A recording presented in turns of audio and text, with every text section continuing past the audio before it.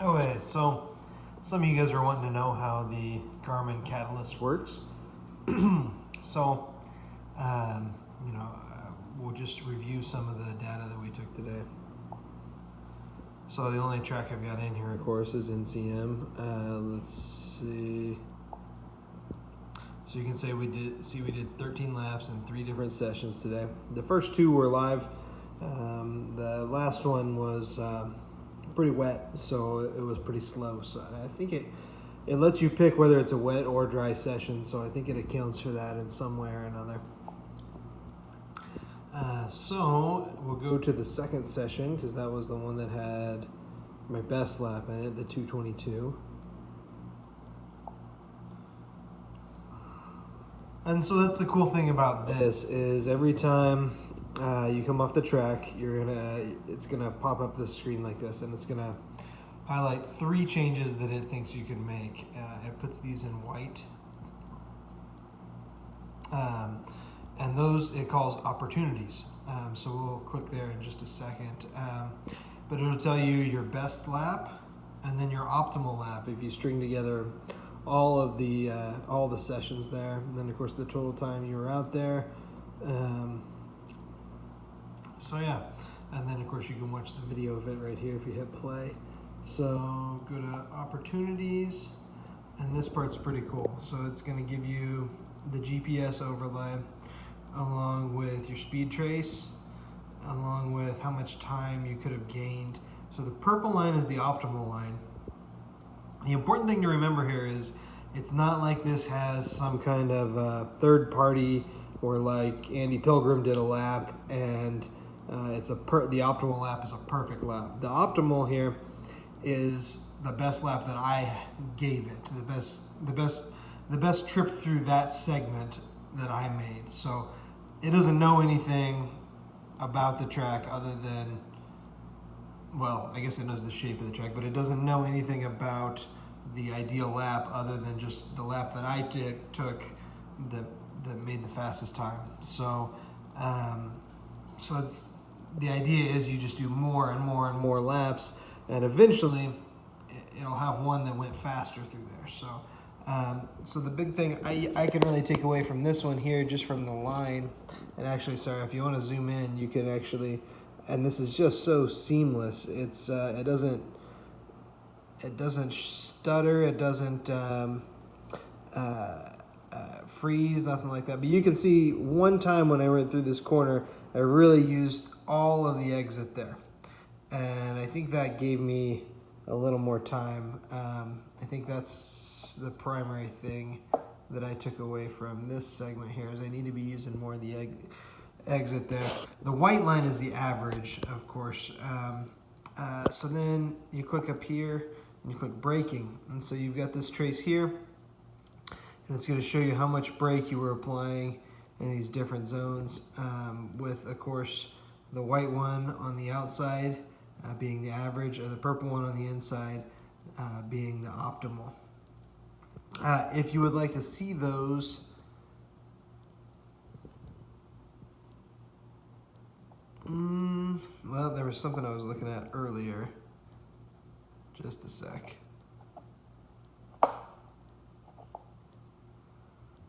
Okay, that's what it is.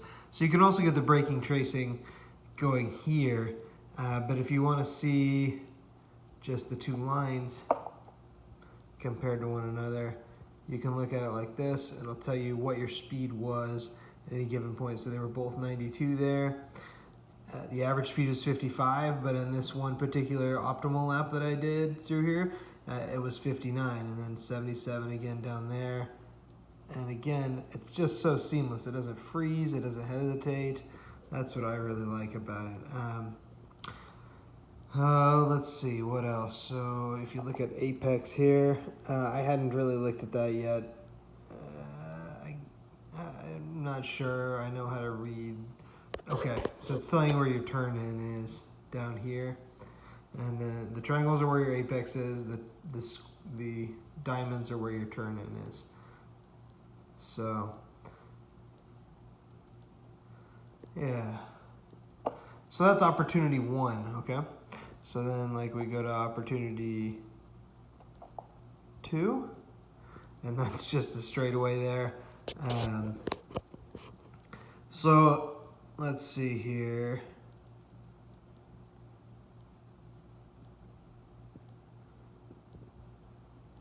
So the big takeaway here is obviously I braked earlier on average than I did on this one optimal lap where I held it longer there. You can see the speed is just about the same, except coming onto the straight, there's a big turn that comes onto the straight right here, and there's a big wall right here, and it's really hard to just hold the accelerator down. But so as I'm coming around there, you can see one of these times, well, no, the average time, I let my foot off. I don't go flat through there because I'm scared. But you can see my best line through there, the purple one, I still lifted a little bit, which I shouldn't be doing, but you can see that I did not give that big lift like I did on average. And then you can see how much time I gained by doing that. And then, of course, again, the braking is too early there. So that's opportunity 2. Opportunity 3 is right down here. And neither one of these is any good, if you ask me. But one of them is better than the other. What happens here, basically, I carried, well, let me see here. Let's go to speed.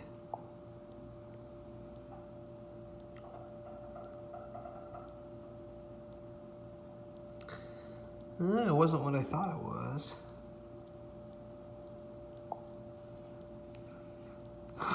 So you can see the line there.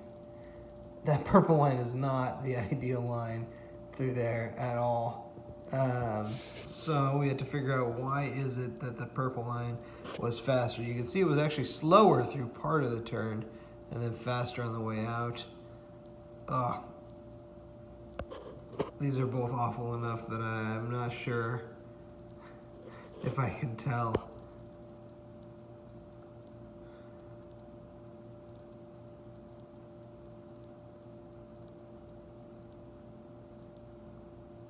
I guess, you know, it says right here, the optimal line is 16 feet shorter. But that should be a nice smooth turn there instead of, I guess you could kind of diamond that. So I guess it's saying that, I don't know, the acceleration and deceleration trace seems pretty equal. The speed trace seems pretty equal. But it is 16 feet shorter. So probably I'm not enough of an expert to utilize this opportunity fully. But just wanted to show you guys kind of what it is, what it does, and what it looks like. Maybe if we try the braking.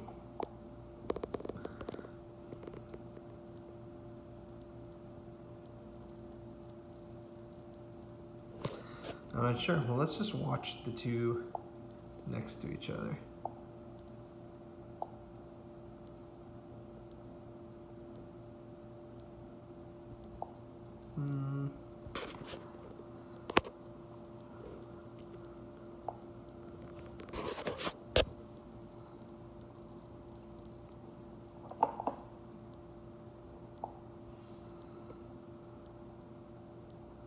And then you could go straight down to laps there, see your lap times.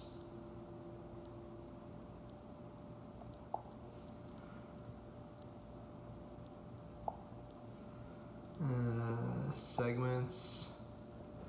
I'll let you look at each individual segment that you did on the track.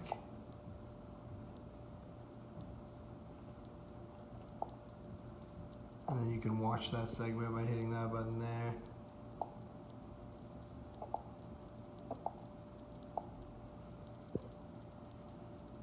Oh, sorry. And then you can also watch your video here. Starting first lap. Good track out.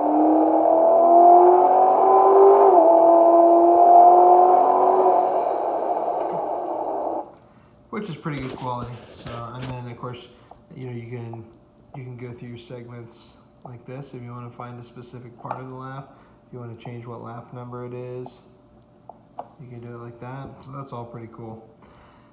So yeah, I really like it. I think anytime you're on the track, you want to be thinking of a few specific things you can improve, and I like how this gives you kind of a few specific things to work on. So I don't have a lot of data in it yet, and I'm sure it'll continue to improve as I get it more data. So thanks a lot.